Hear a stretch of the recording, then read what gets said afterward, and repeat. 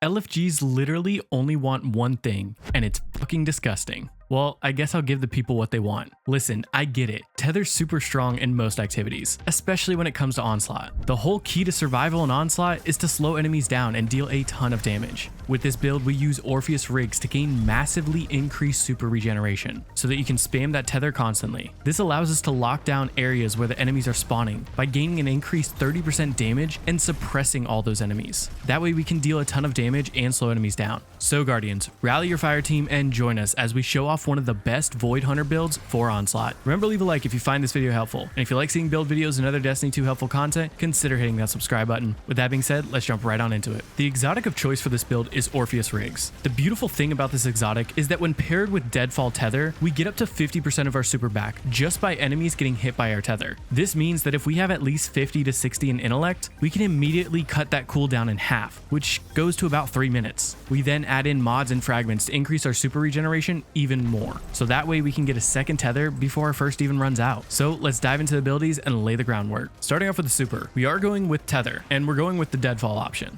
Out of the 3 options we have, Deadfall Tether is the best option. With Orpheus rigs, you can get back to 50% of your super, and the more tethers you can use, the more orbs you'll create for your team. Deadfall will last for roughly twice as long, meaning you and your team will be able to deal more overall damage, and when in onslaught, that means locking down a lane for a longer amount of time. So when it comes to our abilities, the first ability I'm choosing is going to be the Scatter Grenade, and I'm choosing the Scatter Grenade for this build for 2 main reasons. First, it has a shorter cooldown, meaning that we can throw it more often, and second, it's fairly consistent at getting at least 1 kill, especially when enemies are tethered. Since the cooldown is so short, we take mods that give us orbs and super energy with grenade kills, but we'll touch more on that in a minute. For our melee, Snare Bomb's the only option. However, because it causes weaken, we not only get more damage output, but we can also use it to make us and our team go invisible by diving into the ground or throwing it. And for our dodge, since our melee not only weakens but also gives invisibility, we use Gambler's Dodge to essentially have 2 charges for our melee. Just make sure that you're dodging close enough to enemies to get that melee charge back. When it comes to the aspects, the first one we're taking is Trapper's Ambush. You can activate Trapper's Ambush while in the air to dive back to the ground, spending your smoke bomb and creating a smoke cloud. This cloud allows you to both weaken enemies and makes you and any nearby allies invisible. I love to use this in 2 situations. First, when I'm trying to go invisible to save my life or running through an area. And the second situation is when there's a bigger target like a mini boss that sneaks by and gets close to your ADU. While this doesn't give you the same 30% weaken like Tether, the 15% that it does, it makes it easier for you to melt those mini bosses that might get close to your ADU. And our next aspect is Vanishing Step, which allows you to go invisible when dodging. Now this might sound simple, but it's actually very powerful. See, we can now use our melee or quickfall as our main source of invisibility and get the added benefit of weaken. And then we can use our dodge near enemies to either go invisible again or extend our current invisibility. And at the same time, you'll get back your melee charge to do it all over again. Essentially meaning that you have 3 ways to go invisible on demand. So when it comes to the fragments, the first fragment I'm choosing is Echo of Starvation, where picking up an Orb of Power or a Void Breach grants you Devour. Our grenades are super useful, and this makes it so that it's going to give back more grenade energy when we get kills. But with Devour, you also get a boost of health whenever you are getting that kill, about 100 hit points, making your survivability skyrocket since you can now easily heal on kills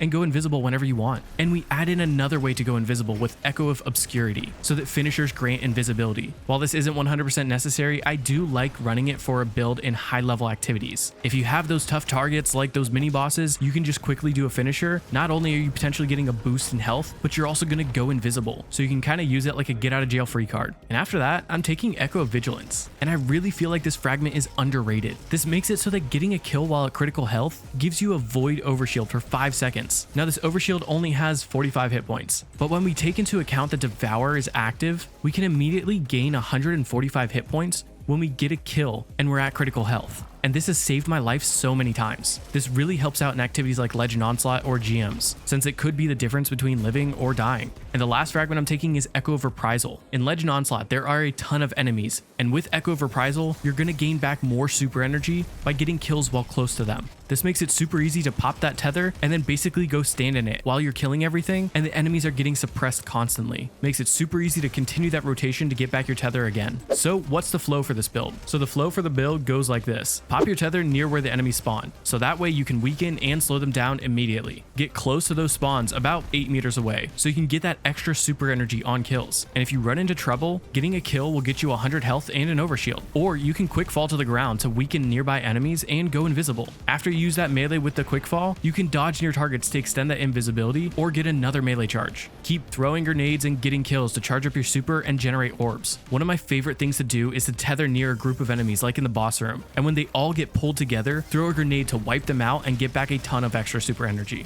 So when it comes to the stats, first up, we're going for resilience and we're shooting for 100. The 30% extra damage resistance is huge when we factor in being able to go invisible and recover health. It really helps you stay alive in these tougher game modes like Legend Onslaught. After that, I like to shoot for about 90 to 100 discipline. Devour is nice for getting back our grenade, and since our grenades are strong and help us get back our tether, we want them on a very short cooldown to throw them as much as we can. And once you have about 90 to 100 in resilience and discipline, I like to shoot for about 50 to 70 in 3 categories: strength, mobility, and intellect. Remember, our melee makes us invisible, and our dodge gives us 2 charges of invisibility, so both are pretty crucial. But as we mentioned, tether can lock down an entire spawn, so 50 is probably the lowest I'd go on intellect. For our armor mods, when we're taking a look at the helmet, the first one I'm choosing is Solar Siphon, where if you get rapid kills with solar weapons, you create orbs. Sunshot is my main weapon of choice for this build. I have run this build with void weapons before, but right now Sunshot is too strong not to use. Plus it stuns those unstoppable champions. And then I'm also going to pair that with Ashes to Assets, so that our grenade kills are going to give us extra super energy.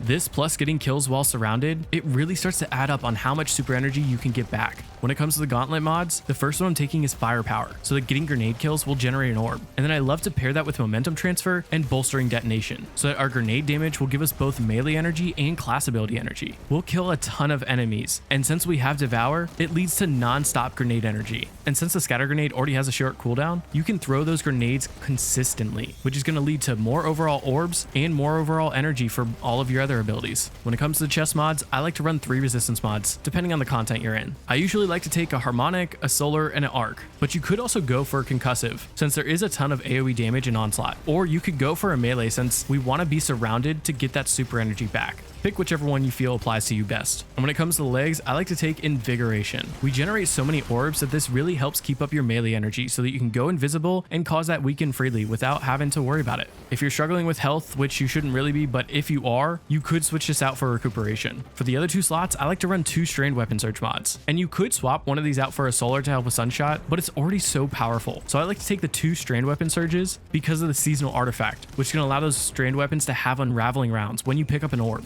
I really like to have that extra weapon damage on our heavy weapon and our special weapon. That way when you run into those demolitionist rounds, you can easily melt those bosses. And when it comes to the mark, the first one I'm choosing is Bomber. It's pretty straightforward. You get 12% grenade energy when you use your class ability. And then I also like to take Reaper. So this makes our next weapon kill after dodging create an orb. Orbs help get back our super, and they give us scrap and help with weapon surge, as well as give us melee energy. So we want to generate as many as possible. And to easily pick those up, I also like to take Powerful Attraction. Picking up orbs will give you Devour, which inherently gives you 100 health. So now when you dodge to go invisible, you can also gain health in the process. And when it comes to the seasonal artifact, there are a few perks that really start to amp up this build. First, Wished into Being. This makes it so that getting an ability kill while between 80 to 99% of your super, you'll spawn 3 orbs, helping to get back your super quicker and earn more scrap. Then I like to take Unraveling Orbs, so that picking up those orbs will give unraveling rounds to our strand weapons. Unravel is so helpful at dealing extra damage and spreading it to so many enemies. So I like to pair that with Horde Shuttle, so that we can now create threadlings by dealing weapon damage to those unraveled targets. And since this season has some solar artifact perks, there are quite a few that I like to take,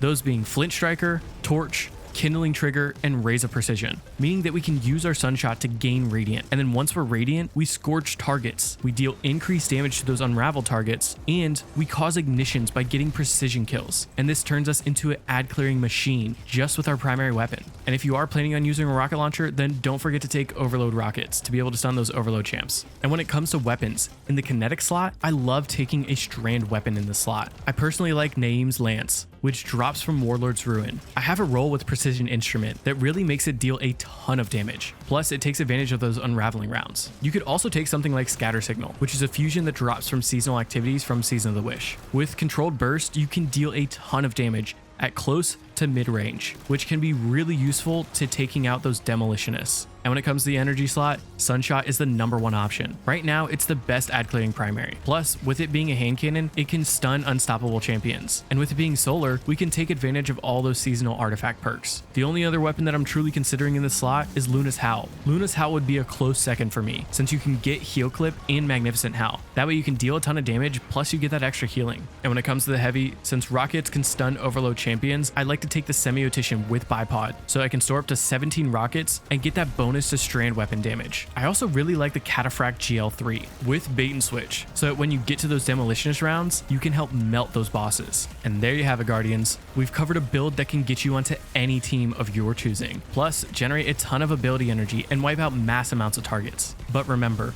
mastering these builds is only the beginning. Experiment with different combinations, tweak your loadouts to suit your playstyle, and never stop honing your skills. If you found this video helpful or just enjoyed seeing a new perspective, feel free to like the video and comment below what you might change or how you'd improve the Orpheus rigs build. Keep an eye out for future videos as we continue to explore the ever-evolving world of Destiny 2. Until then, may the threads of fate be ever in your favor. This is Lucky Mech, signing off. See you on the next adventure, Guardians.